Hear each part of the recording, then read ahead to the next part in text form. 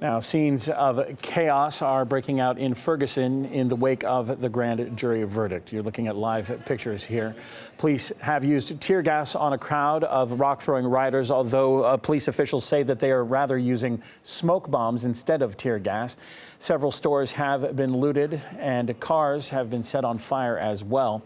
This is the verdict that sparked the outrage. Let's take a listen.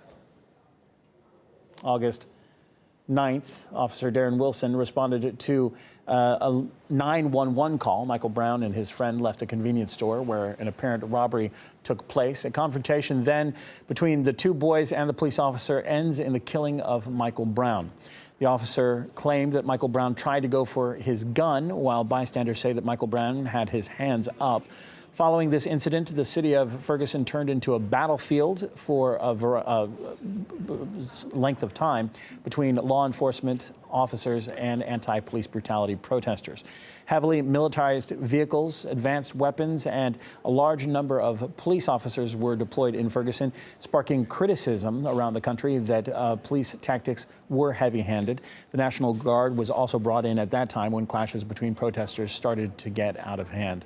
Now, a new wave of protests has been seen in several U.S. cities following new cases of shootings of African-American civilians.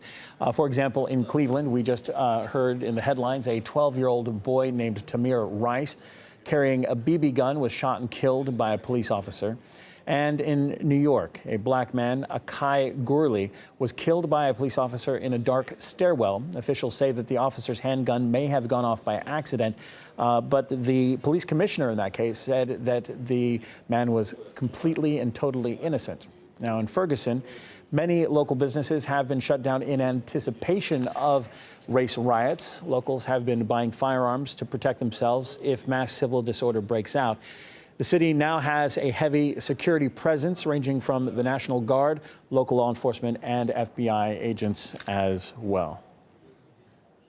Let's now let's go back and take a listen to what the federal prosecutor had to say in the grand jury indictment decision. After their exhaustive review of the evidence, the grand jury deliberated over 2 days, making their final decision. They determined that no probable cause exists to file any charge against Officer Wilson and returned a no true bill on each of the 5 indictments.